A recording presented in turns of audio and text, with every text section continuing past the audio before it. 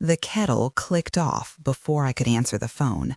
The sound was so ordinary, small, decisive, that for a moment I thought the world was still the one I'd learned to trust. Tea, a towel over the back of a chair, the cedar box on the top shelf of the wardrobe where I kept the little things my husband had left me. Then the phone buzzed again, and I saw Adam's name. I told myself it was nothing, that he was busy. I had learned, over decades of nursing, to measure anxiety against facts. I put the kettle back on. When I finally picked up, his voice was thin, practiced. "Stop calling me, Mom." No hello, no preface, the way someone closed a door without putting their hand on the knob. If you've ever had someone you love talk to you like you were a burden instead of a person, you already know the kind of silence that came next. I had been calling about the heating in the study, about a leak behind the washing machine, about straightforward things. I had always called when I needed help. It was the way we had traded labor for comfort, for connection, the little favors that kept us anchored. But that sentence landed like a shudder. "Is everything all right?" I asked, the nurse in me going first. It was an old reflex to check vitals, to name what was wrong. "You're making my life difficult," he said. "I don't want to be involved like that. Just stop calling." There was a pause, and I could hear someone, probably Claire, the subtle rustle of her presence in the background, an exhalation of efficiency. I had met Claire at holiday dinners and seen her at Adam's side at graduations and funerals. She was always polished, everything in its place. I had liked her. I liked organization. But the tone in Adam's voice cut different that day. It sounded like the voice of a man closing account books and not looking at the faces behind the numbers. "I'm not bothering anyone," I said. My hands were damp from rinsing a mug. The kitchen smelled of lemon-scented dish soap. "I only wanted to check about the repairman." "Stop." The word was a neat wedge. Then, "We'll handle it." "We'll handle it." He had said those words 1,000 times without meaning them. Now they were final. When I hung up, the house felt strange, as if some small current had changed the temperature. I could see, in the reflection of the oven glass, the cedar box perched on its shelf like a small reliquary. Inside it were my life's markers, my wedding band, worn thin the way gold bends, a folded note my husband had written in a hand that had become scratchy in his last years, a faded photograph of Adam when he was small and fearless, frozen mid-leap off a porch step. I opened the box and let the soft smell of cedar rise up. It steadied me the way small rituals do. They were asking me to stop calling. It felt more than rude. It felt like an edict. 2 days later, I noticed that a check I had written to myself, savings I kept in a passbook from the small credit union where I banked since my nursing days, had not been credited. It was a slip, nothing dramatic. I had sent it to pay for new curtains, the kind that darken the early mornings in Florida heat.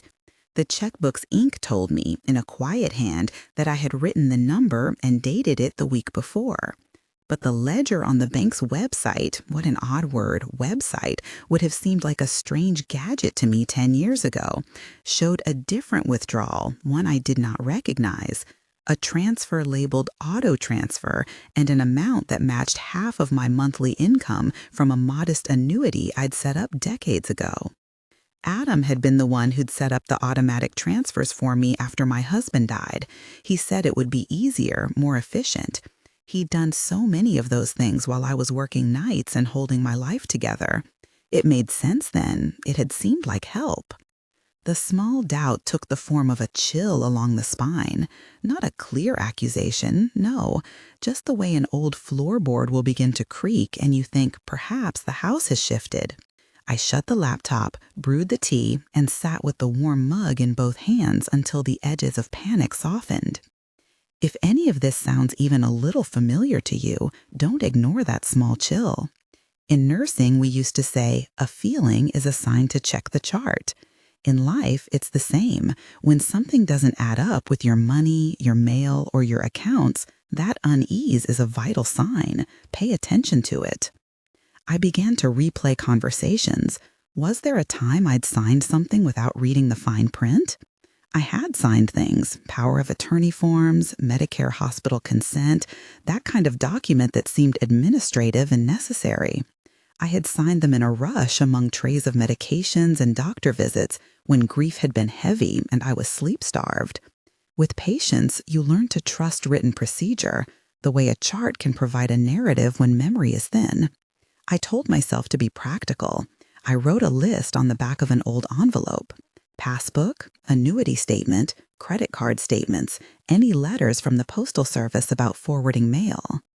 Janine came that afternoon with a chicken pot pie and a steady expression. Janine and I had worked night shifts together back when we were younger and tougher and believed exhaustion could be managed with a thermos and a nap in the car. She knew how I organized things. She liked my garden. Her hands found the rosemary as soon as she walked in, breathing in the resinous scent like a ritual. "You look small," she said when she hugged me, which was the kind of bluntness she always used as a comfort. "Adam told me to stop calling him," I admitted. She blinked, a slow, steady blink. "Did he say why?" "No." The tea cooled at my lips. "He said we'd handle it." She sat beside me on the couch and took the envelope with my list. Her hands were good. They had steadied patients in the ICU. "Let's take stock," she said. "We'll check the passbook, your statements. We'll be methodical." That was the turn. If there was one thing nursing had trained me to do, it was to chart and to trace. A life could be reduced to numbers and notes and the way someone moved through paperwork. So I began to trace. The credit union was small, with plants that always needed more light, and a clerk named Francisco who remembered my husband's name and asked politely about the garden. Bank branches had a smell, clean plastic, a whisper of disinfectant that reminded me of clinics. I asked to see copies of recent withdrawals. There is a peculiar intimacy in reading your own financial life as if it were medical records, dates, dosages, patterns. I asked about the transfer, and the teller printed out a ledger. The entry was unlabeled beyond transfer and a routing code I did not recognize. When I asked if it had been authorized in person, the teller said there had been an online instruction associated with my account and a coupling with an account I did not recognize fully, an account under Adam's name and with Claire's initials appended on the metadata. My chest tightened in a way I had learned to acknowledge rather than deny. On the drive home, the sunlight seemed too bright, as if trying to leak into a room that should have stayed in shadow. I sat by the garden and listened to the sparrows, their small, insistent conversations, and thought about how often kindness hides a ledger. Emma, my granddaughter, was away at school, but had agreed to help with the computer bits. She had always been efficient, the sort of young woman who could open a joint document and make everything line up. She came over with her backpack and a cautious smile. We sat at my table, and she set up the laptop and guided me through the account portal with a tenderness that made me feel like a patient being coached through a new piece of equipment. "You have two-factor authentication on your phone," she said, eyebrows raised. "And this email, it shows that someone changed the beneficiary on your annuity last month." Changed? The word felt brittle. "Yes," she said, clicking through message headers. The timestamp was understated, 2:14 a.m., the kind of time I used to work the night shift. It shows a request came from a device logged to a location that matches Adam's phone provider. There's an automated confirmation email going to Claire's email address. Maybe you've seen it too, the kind of help that only starts looking organized once other people can quietly sign their names on what belongs to you. I could feel my hands making a fist under the table. Why would they? Emma stopped me with a look I used to give students who were about to do something impulsive. "We'll get copies," she said. "Print everything." We printed, Emails, timestamps, the beneficiary change summary. The paper smelled faintly of toner and printer oil, domestic and absurd. I put the sheets in the cedar box with the photograph of Adam as a child. The gesture felt like making a small altar to a truth I did not yet want to say out loud. There are practical ways of moving forward, and there are emotional ways. I began with the practical. Janine came back with a list of phone numbers, a helpline for elder fraud, a number at the postal service for mail redirection, a recommendation for a local lawyer. We did things in that neat, nurse-trained order: stabilize the immediate problem, assess the patient, plan. We also did things that felt like rebellion. I opened a new account in my name alone at a different bank. I set up a P.O. box. I read through old files, the little envelope where I kept original certificates, the deed, the insurance letters, and began to photocopy them. I did not relish confrontation. I had always been polite to a fault. Politeness had been my currency and shield. It took me a long time to understand that politeness could also be a way to be unseen. I had been taught to yield in rooms where noise equaled power. My life as a nurse had underscored deference. Listen twice, speak once, never make assumptions. But there was a steady indignation in me that had been growing like frost on a window. Not loud, not dramatic, only slowly covering the glass. Claire called first, her number showing as unknown until I answered. "Is everything all right?" she asked, smooth as a polished table. "We'll handle it," she said, and meant it as breezy. "I settled some of your bills so you wouldn't have to worry. We took care of the annuity paperwork since you were busy." "You changed the beneficiary?" I said. There was a slight pause, like the soft intake of breath before a speech. "It was necessary," she said. "Your accounts are easier to manage this way. We're only trying to help." Help, I thought. The word had been worn thin, like my wedding band. I remembered how my hands had been strong, how they had steadied IV lines and held a trembling old man during a blood draw. Help did not strip identity. Help did not reroute a life into someone else's ledger. I called the helpline that day and spoke to someone who allowed me to say the sequence of events without judgment. Gather documentation, they advised. Keep copies. Consider revoking any current authorizations and consult a legal professional. The language was careful. It was not comforting, but it was a map. Maps are useful when you're in a strange place. Cora, the lawyer, met me in her small office that smelled of coffee and lemon oil.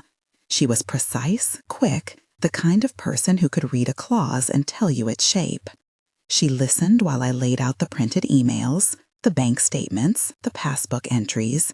She did not gasp. She did not look surprised. She took the papers and slid them into a folder like a nurse handing over charts to a doctor on shift change. "There are steps we can take," she said.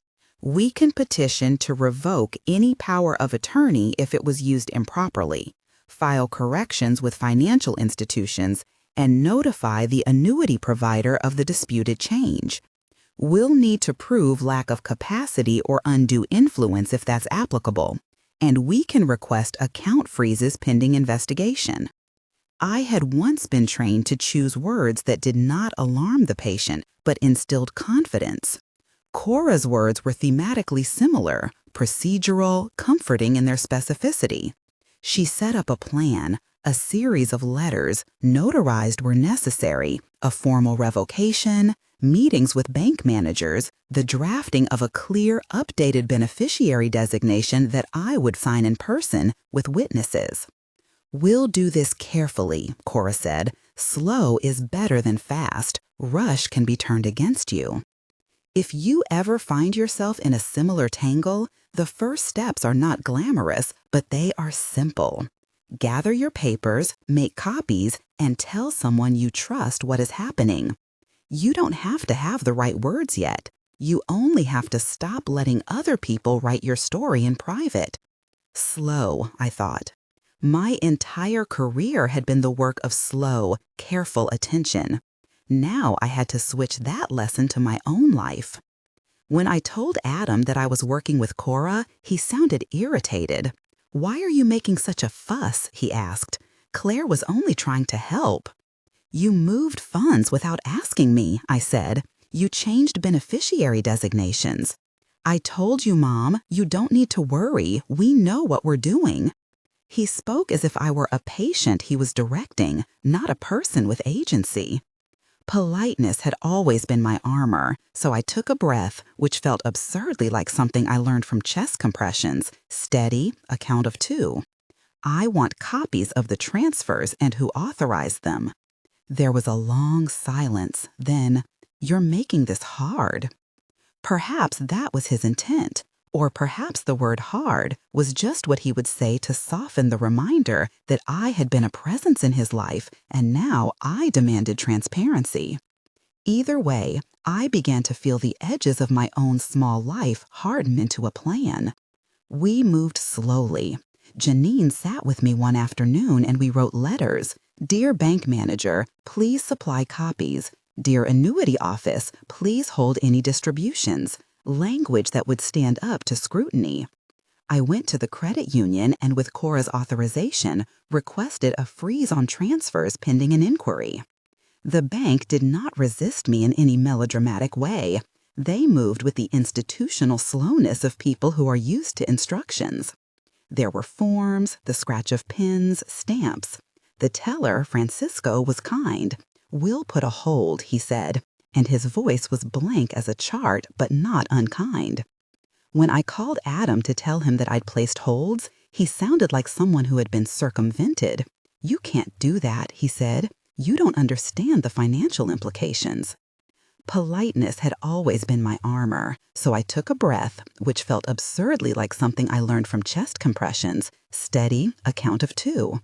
"I want copies of the transfers and who authorized them." There was a long silence. Then, "You're making this hard." Perhaps that was his intent. Or perhaps the word hard was just what he would say to soften the reminder that I had been a presence in his life and now I demanded transparency. Either way, I began to feel the edges of my own small life harden into a plan. We moved slowly. Janine sat with me one afternoon and we wrote letters. "Dear bank manager, please supply copies. Dear annuity office, please hold any distributions." Language that would stand up to scrutiny. I went to the credit union and, with Cora's authorization, requested a freeze on transfers pending an inquiry. The bank did not resist me in any melodramatic way. They moved with the institutional slowness of people who are used to instructions. There were forms, the scratch of pens, stamps. The teller, Francisco, was kind. "We'll put a hold," he said, and his voice was blank as a chart, but not unkind. When I called Adam to tell him that I'd placed holds, he sounded like someone who had been circumvented. "You can't do that," he said. "You don't understand the financial implications." "I understand a ledger," I said. "I've kept charts. I understand the way numbers move between accounts. I also understand consent." He became quieter then, as if he were measuring the wind before telling me which way it blew. "You're making things difficult," he said again, softer this time. There are moments in a life that feel like the point of a seam. You press harder and the fabric gives. I kept pressing. Emma took to sitting at my kitchen table late into the evening, her lamp throwing a small pool of light across my papers. She had a practical tenderness I had always loved. She brought cookies and a patience with passwords. Together, we cataloged every instruction I had ever signed that granted permission to someone else. We found a power of attorney form dated 5 years earlier, signed during a week where I had been exhausted and had barely slept. The signature wavered in a way that made my stomach drop. Signatures are like fingerprints in a chart, and once altered, they can change a story. Cora suggested a handwriting expert might be consulted. I balked at the formality, but understood the necessity. "We're gathering evidence," she said. "Keep everything in a safe place." I chose the cedar box and wrapped the papers in tissue. It felt oddly ceremonial to use that particular box, but the cedar scent gave me courage. The garden outside rustled, rosemary, lavender, a small fig tree. I trimmed the brittle tips with pruning shears, as if pruning could be metaphor and action blended. People asked why I didn't go to the police. Cora said we could, but that often these matters are treated as civil disputes unless there is clear criminal intent. The language of wrongdoing is particular. It requires evidence. That evidence, Cora told me, is what would tip a procedural inconvenience into a legal breach. I think my eldest son underestimated how steady I had become. He had always seen me as someone who accepted help. Perhaps that was true. I had accepted help when it kept me afloat. But there is a difference between assistance and the quiet recalibration of your life into someone else's files. Day by day, the ledger of my life began to reassert itself. I signed forms in the presence of a notary. I closed joint accounts and opened new ones with joint names removed. I filed revocation notices. These were not dramatic acts. They were the domestic work of reclaiming your own papers. Each signature felt like a stitch. Claire called less often at first, and when she did, her voice was defensive. "We only wanted to make things simpler," she said. "You know how hard it is to manage these accounts." "You made choices without telling me," I replied. "That isn't help." Her silence was heavy. Perhaps she had believed that management equaled care. Or perhaps it had been easier to move numbers than to sit with discomfort. People like to tidy up other lives. It absolves them of the tedium of real conversation. The unexpected thing was that some of the small people in my orbit, the bank tellers, the post office clerk who always remembered my name, the woman who delivered the groceries, were quietly on my side. They were not dramatic allies. They were procedural ones. They gave me printed receipts, mail receipts, and the sort of bureaucratic kindness that meant holding a pen with you while you signed. When the post office rerouted a tranche of mail back to my address, the woman at the counter did not lecture. "Bring identification," she said. "We'll help set it up." There were, of course, nights when I woke up at 3 and replayed every phone call. I am old enough to know that our children will grow into their own patterns, some of which you approve, some you do not. I also know the particular cruelty of seeing your own life shortened into a set of conveniences for someone else. The indignation that grows quietly is particular. It is not burned into slogans. It is measured in signatures and in the turning of pages. Weeks passed. The hold on the annuity was acknowledged by the provider, who sent a blandly sympathetic letter and a request for documentation.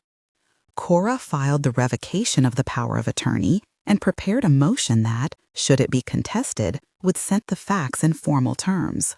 We did not want to escalate to a courtroom, but we prepared as if that were possible.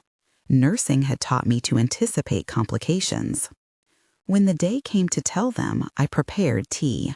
I have a bone china cup that was my mother's, thin at the rim. The kettle whistled, and I let it cool until it hissed like a kettle should, not shrill, but content.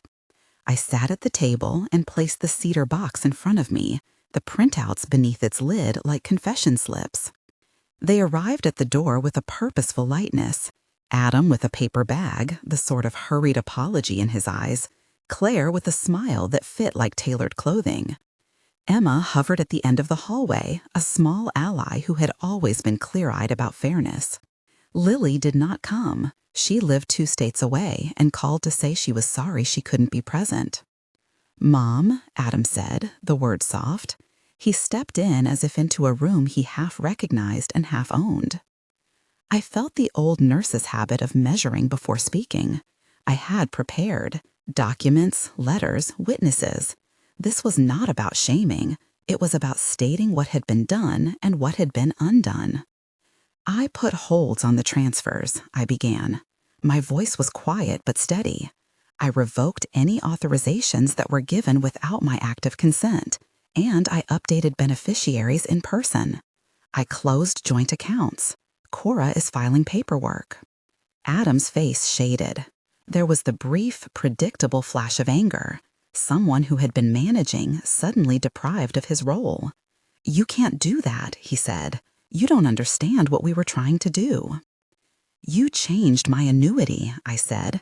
"You redirected my mail. You made financial decisions without telling me." "You told me to stop calling." He was silent for a long minute. Claire's hand tightened around her tote bag, knuckles pale. "We were only trying to make things easier," she said, a practiced cadence. "We were worried you wouldn't manage." "Worry is not a warrant," I said. It surprised me that the words were so exact. They had come from a life of charting and of speaking to families holding fragile threads. They were the sentences that a nurse used when clear explanation mattered. My voice did not rise. There was no accusation spicy enough to be delicious. There was only a leathered, patient insistence. I had lived many years in rooms where the person with the least voice in the room deserved it most. I had learned how to claim voice without shrieking. Adam's shoulders slumped in a way that both broke my heart and steadied my resolve. "I'm sorry," he said, finally. It was not a full apology. There were always qualifiers in apologies like his. But it was something. "The accounts have been reestablished in my name," I told them. "If you want to continue helping, you can ask me." I decided. The sentence was a small domestic revolution. Claire's mouth pinched. "I thought I was doing the right thing," she said. "Well, sometimes the right thing looks like taking away another person's choices," I said. The kettle ticked softly in the background, an ordinary counterpoint to an extraordinary conversation.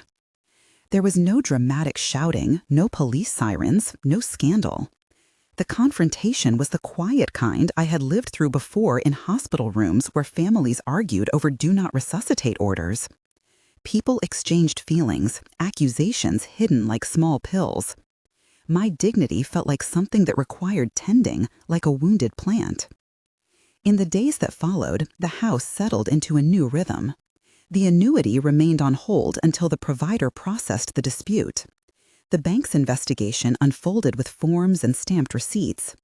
Some friends sent notes of quiet admiration. Janine dropped off jam, and the lapel of her coat still smelled of the clinic. She didn't say much. Emma sat with me, and sometimes we sat in companionable silence and ate toast. There was also the small domestic pleasure of things returning to my own hands. I thread the curtains alone. I balanced the checkbook, yes, with a pencil and ruler, because the act itself steadied me. I planted more rosemary. The sparrow that had nested near the eaves returned as if to claim the place. I burned an old photograph one evening, a ritual that was more about closure than revenge. It was my husband's suggestion, years ago, to make a clean, intentional moment from something that once hurt. The flame made a soft found, the photo curling into ash that smelled faintly of smoke and memories. It was a contained, private act. Adam called less at first. When he did, his voice had a distance softened by apology. "I didn't mean to," he would start, and then stop, as if unsure which regulation of affection he had the right to use. There were small reconciliations. Lily visited, took my hand, and told me, with the blunt love of a sister, that she was proud of the way I had handled things. Emma sat at the table one afternoon and described how she had traced IP logs and compiled a file. "It was like doing a case study," she said, smiling. Her presence made me feel less solitary. Cora sent an email with a calm conclusion. The provider had acknowledged the discrepancy and was investigating the change request. The revocation had been processed, and the bank had restored certain funds pending final resolution. None of these outcomes were theatrical. They were procedural and sober, which suited me fine. The real victory was not in a headline or in a wound inflicted. It was in the quiet recalibration of my life into my own name. It was in learning that politeness need not be cowardice, and that reclaiming what is yours can be unglamorous and steady.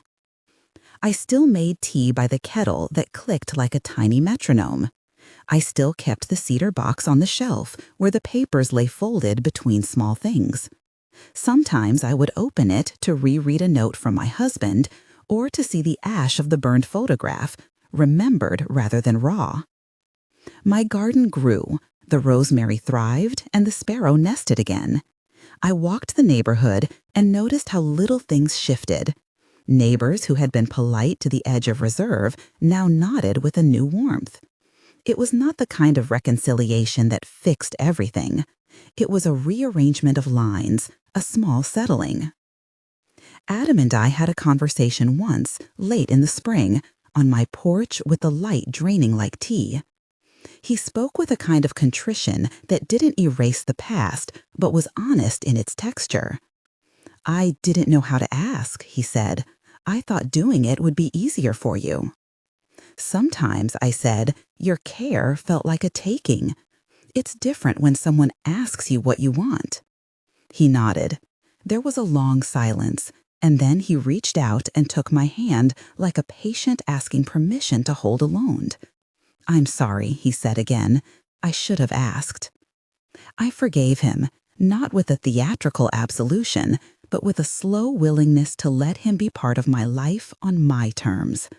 Forgiveness, in my experience, is often a series of small choices rather than a single proclamation. The story that had begun with a harsh sentence, "Stop calling me," ended in a quieter, more ordinary way. I had cut Adam out of the administrative control he and Claire had assumed, not out of malice, but out of necessity. Forever is a big word. It sounded good in a headline, but what it meant in my life was steady. Boundaries that permitted me to answer life on my own terms. There were evenings when I would sit in the kitchen, the kettle hissing down to a dull simmer, and I would think of all the patience I had held, of the daughters and sons and spouses who had made decisions for others with the best intentions. I thought about how power wears gentleness or cruelty like a coat, depending on who fastens the buttons. And I thought, with a slow nurse's clarity, that dignity is a small, persistent practice. It can be defended with paperwork and the help of a lawyer, yes, but more often it is defended by the stubborn reiteration of your own name on the dotted line. When people asked me how I did it, how I found the courage, the truest answer was that I treated my life like a chart. I traced the anomalies, I documented them, and I applied the same patience and method I had once used in hospital wards. There was methodical work and small ritual. There was also, I admit, a flare of indignation that was necessary for keeping energy in the task. Sometime after everything settled, I walked into the garden and saw the sparrow on the fence, watching me as if to test whether I was still the same caretaker. I poured tea and set the cup on the low table and watched the bird find a crumb. The house was quieter, yes, but not empty. It was a place where decisions were mine again. I did not go looking for vengeance. That was never the point.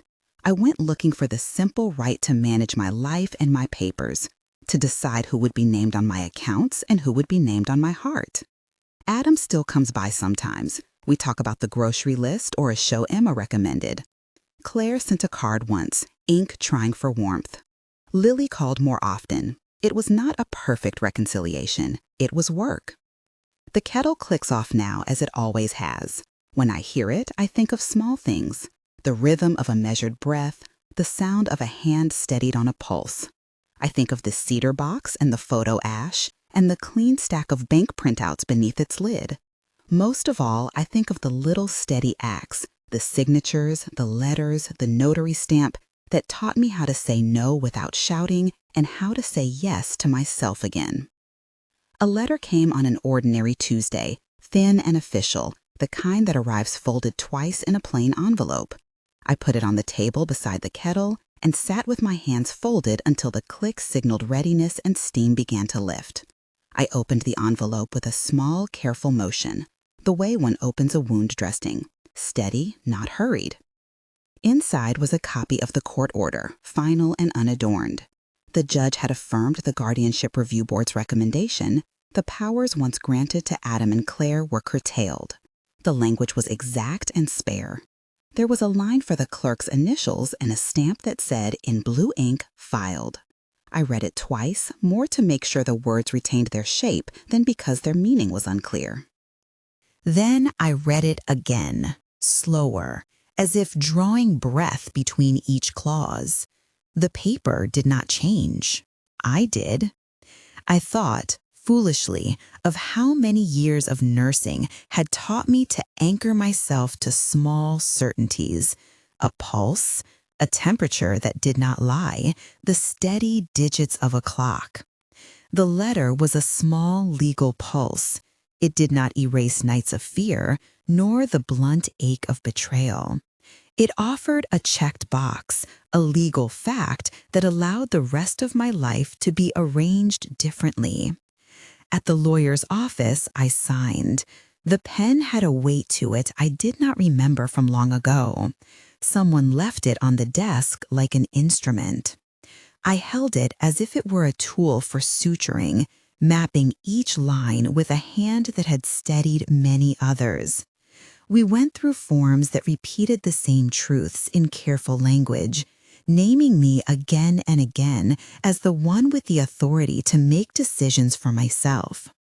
I watched the lawyer initial where required and stamp where required. She looked up at one point and said quietly, "You did the right work. You prepared."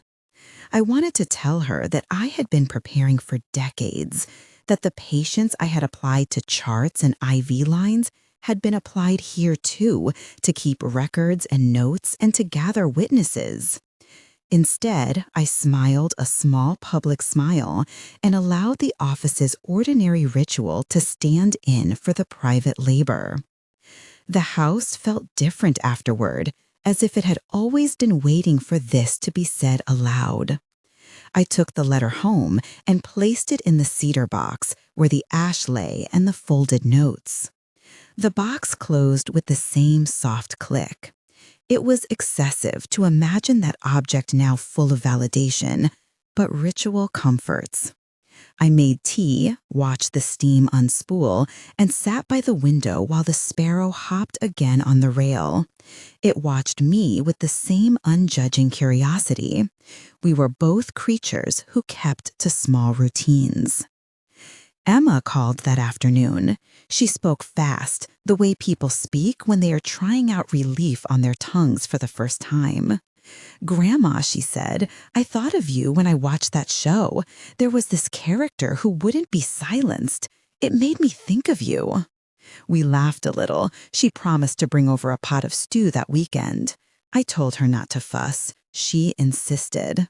It was the sort of insistence that comes from a place of love and the need to do something visible. I let her. Adam called once after the court order, his number blinking on the screen the way it always had. His voice was softer, careful, wrapped in small talk about the weather and a sale at the grocery store.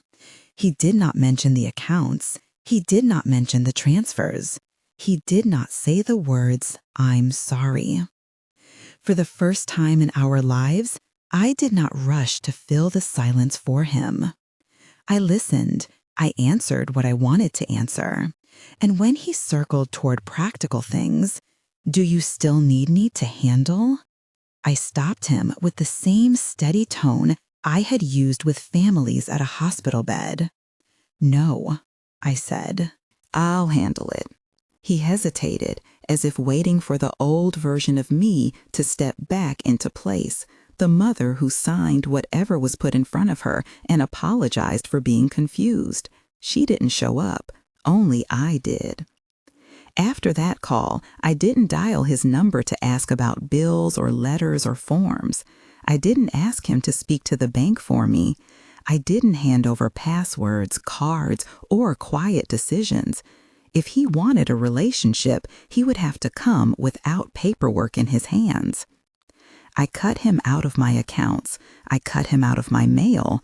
I cut him out of the quiet places where my name belonged, and only my name. He had told me, "Stop calling me Mom," as if I were a problem to be managed. So I did stop, at least in the way he meant. I stopped calling him for permission. I stopped calling him for help that always cost me more than it gave. I stopped calling what he did care when it was control. The house did not crumble without his oversight. The lights stayed on. The garden still needed watering. The bank statements came with my name at the top and mine alone. The kettle clicked off each morning like a small metronome, reminding me that routine did not belong to anyone else. In the garden, the sparrow came back to the eaves, and the thyme thickened around the flat stone. I learned to sign my name slowly, to read every line twice, to say I prefer and I decline without my voice shaking. Dignity, I found, is not loud. It is a series of quiet refusals that add up to a different life. People sometimes ask how I managed to do it at my age, to gather the papers, to face the bank manager, to stand in front of a judge and say, that is not what I agreed to. The honest answer is simple. I treated my life like I had treated every chart in every hospital I ever worked in. I traced what didn't make sense. I wrote it down. I refused to sign off on anything that harmed the patient. This time, the patient was me. He said, "Stop calling me."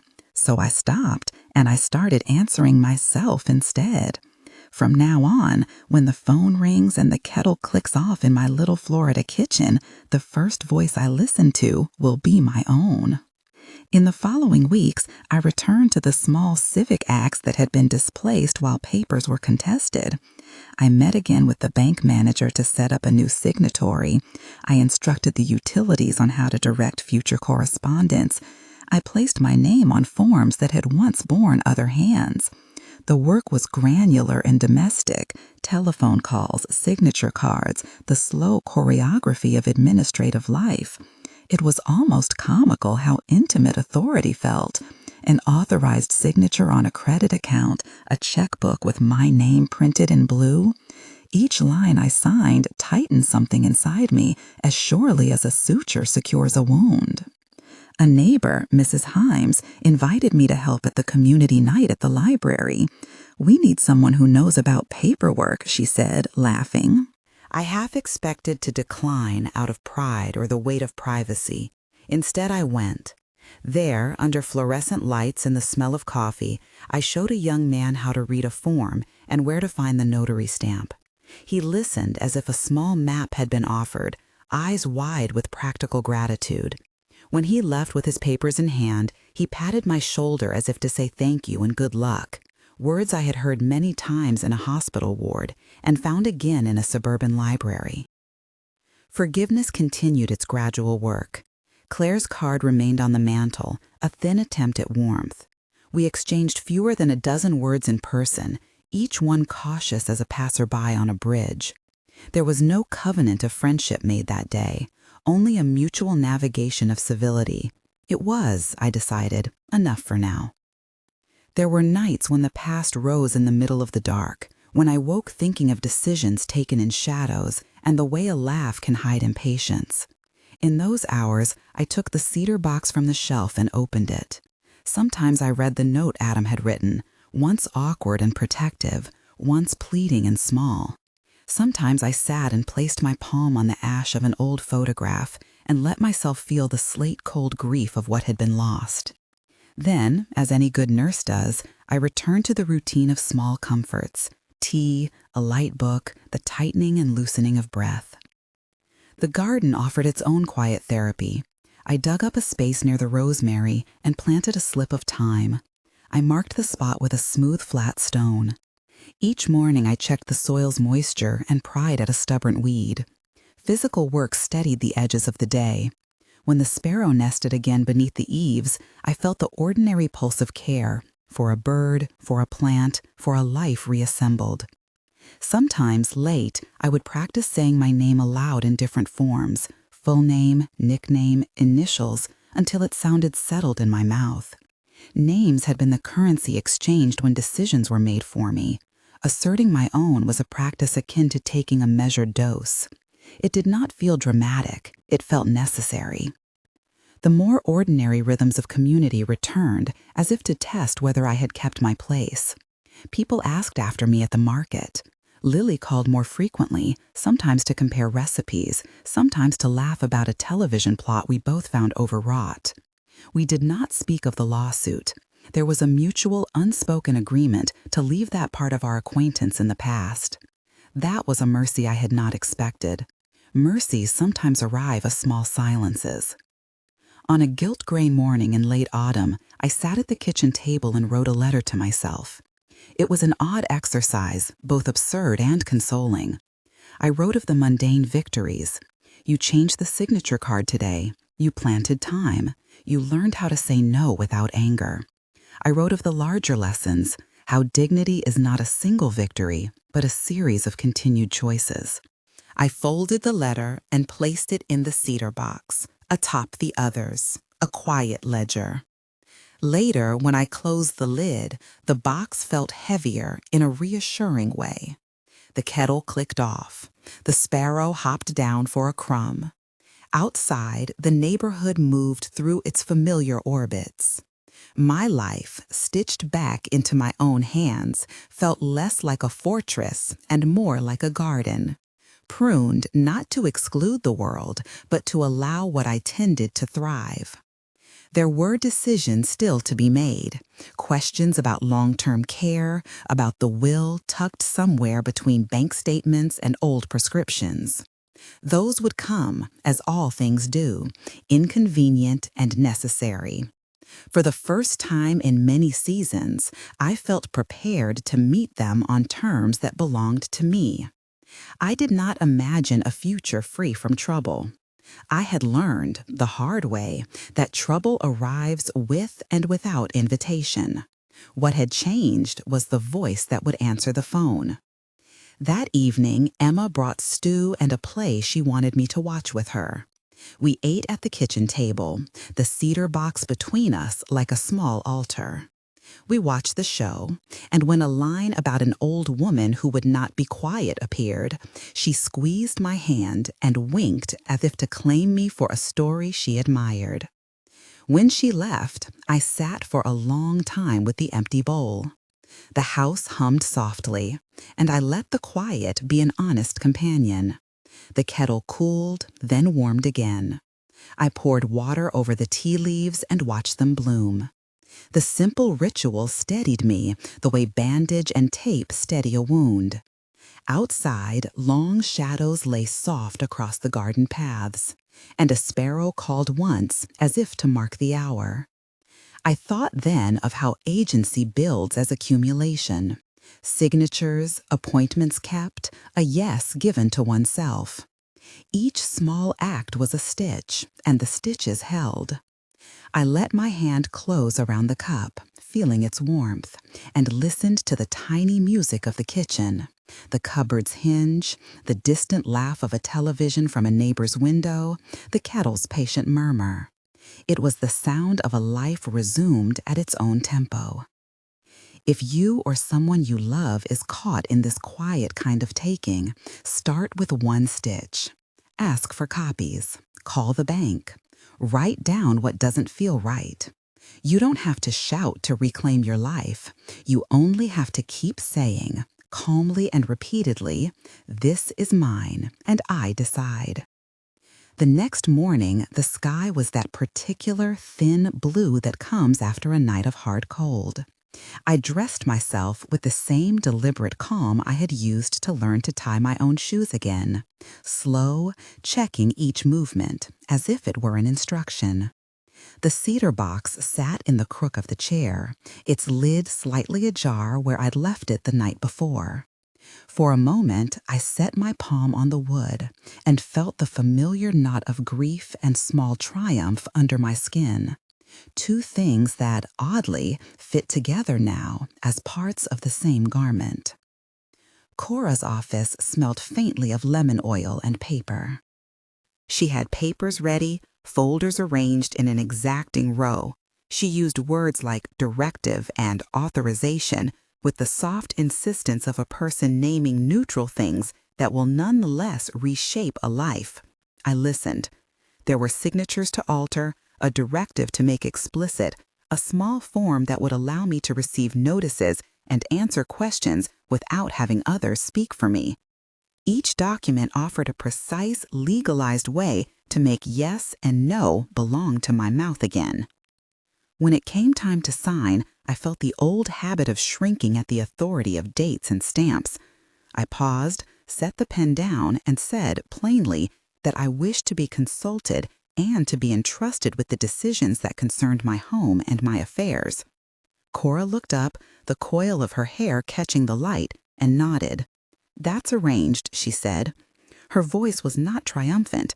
It was the voice of someone who knew how small administrative confirmations could nonetheless be the scaffolding for a person's foothold. I signed where required, initialed where required, and when the papers were returned to me, I folded them slowly and placed them in the cedar box. Outside, the walk home felt like the first page of a chapter I'd been anxious to turn. The market stalls were waking. Apples gleamed like small lamps. A fishmonger wrapped fillets in the careful geometry of someone who has done this work for years. Lily stood under the awning of the bakery, offering me a cheek and a recipe in the same breath. She asked, in the casual way that cares, whether I had settled everything. I heard in her question the old hopes of neighbors who think problems end when forms are signed. I told her I had taken steps, and that, for now, the next things would be mine to decide. She smiled as if that were a sufficient answer and handed me a paper bag warm with bread. At home, I set the kettle on, and before the water boiled, took the cedar box to the garden. The time slip I had planted weeks earlier had grown a modest, stubborn tuft. I knelt in the cold and smoothed the soil with my fingers. The box fit neatly in my lap. I opened it, and among the folded notes and the letter I had written to myself, found the packet of papers from Cora. I read them again, not because I mistrusted her, but because there is a peculiar holiness to reading a thing twice when the first reading marked the point of decision. The sparrow landed a few feet away and cocked its head as if to witness that I was doing what I said I would. I took a small trowel and dug a shallow hole near the stone that marked the time. The earth was cool and entirely physical beneath my nails. I placed the papers, wrapped carefully in a waxed envelope, into the hole and covered them with soil. It felt, absurdly, like both burial and planting. I pressed the earth down until my hands were stained with the dark, which made the stain of grief feel less like an open wound and more like a memory that had been made part of the ground. I smoothed the surface and set the flat stone atop it. Then I stood and brushed grit from the knees of my trousers. When Emma came for supper, she smelled of soap and school corridors. She brought a news story about a classmate who had taken up carpentry, and the way she told it made the ordinary details of people's small new projects sound like hymns. We ate, and afterward she insisted on making tea while I told her about the solicitor and about the small ceremony in the garden.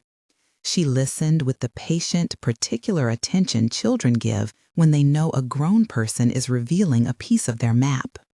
"You did the right thing," she said simply, as if that sentence could settle all manner of future worry.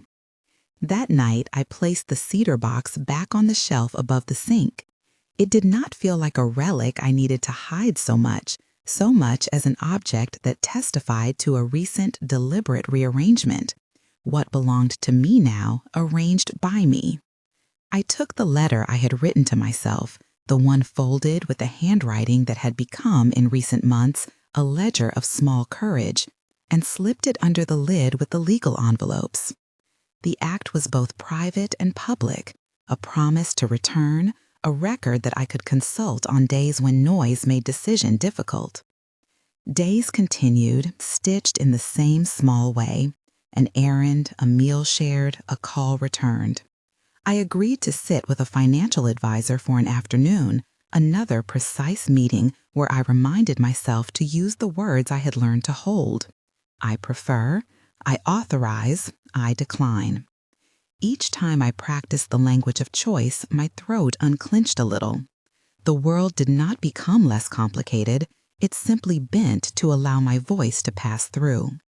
When complicated letters arrived, one about a prescription, another about a policy.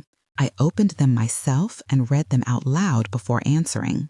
The sound of my own voice saying yes and no made the answers real.